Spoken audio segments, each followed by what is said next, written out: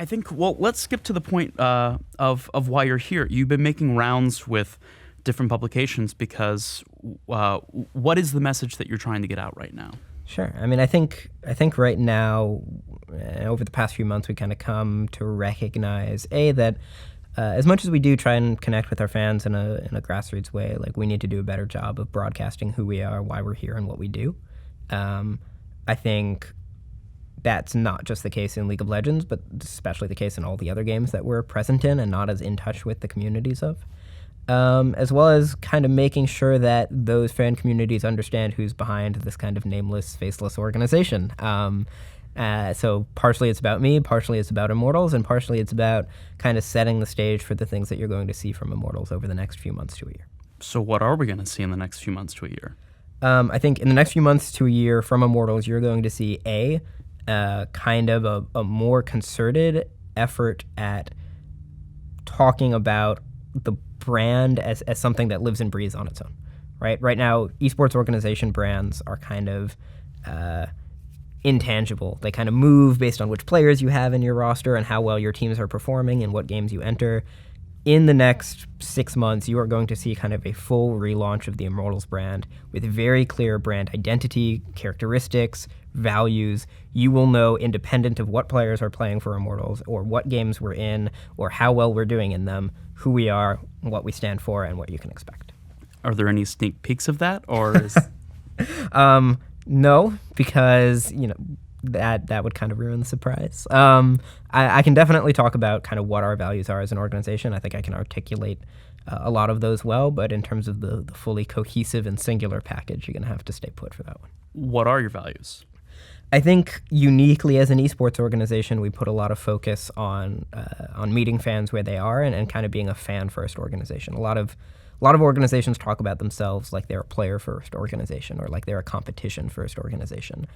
And I think defining ourselves as anything other than a fan-first organization does a disservice to the people that support us and a disservice to our mission. So competition is one way that we support our fans. When we perform well, it makes our fans to be proud to be a part of Immortals.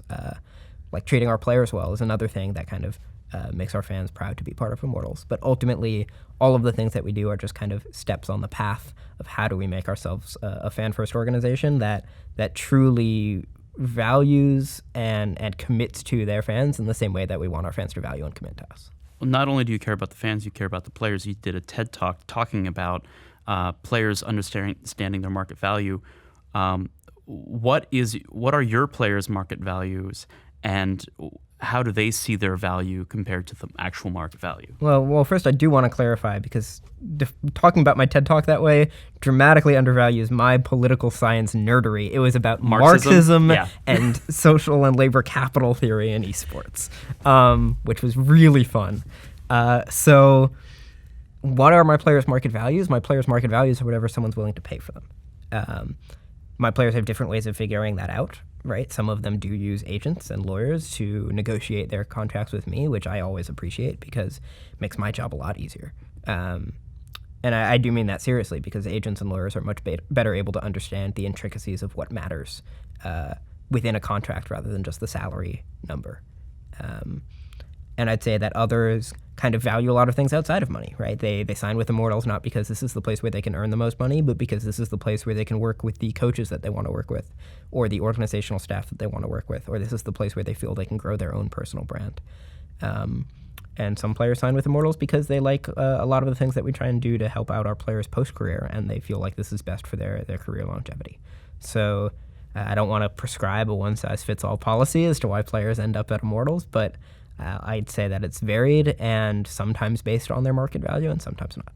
Well, part of the reasons why people join is because of your reputation. And so what is your reputation now, and what do you want it to be? Well, I think our reputation in League of Legends, at least, is pretty good as taking care of our players, especially after the Huni situation in December of 2016. I think our reputation is not particularly well established outside of there. In Counter-Strike, Overwatch, Smash, Vainglory, people know our players, but I don't know how much they interact with us as an organization or us as a brand.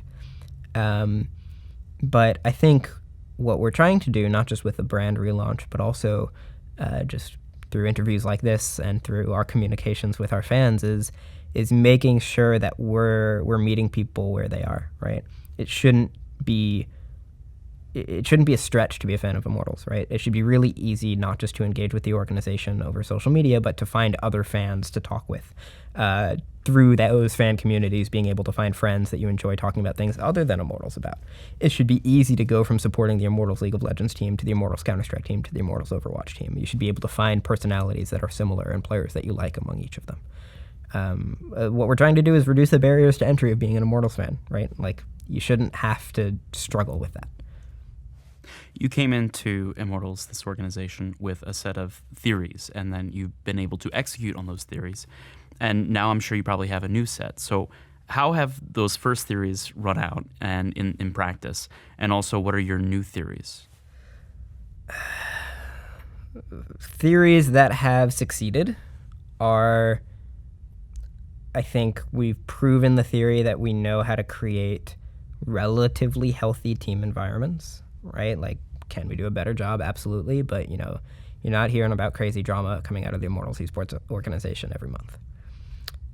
Places where I think my theories were disproven is I did think esports players were a bit more mature and sophisticated with what they want and need, which I don't think is the case. I think as much as I love my players and I love working with them, they generally are very poorly informed about what they need to perform at their best or what they want to make them happy, right? I think players are very, very short-sighted in the same way that organizations can also be short-sighted about what it takes to kind of make them happy on a long-term basis. And that's something we've struggled with a lot with players that were previously on this team and players that are currently on this team in terms of players thinking more salary is going to make them happy, they end up with more salary, doesn't make them happy. Or players thinking certain teammates will make them happy, end up with those teammates, doesn't make them happy.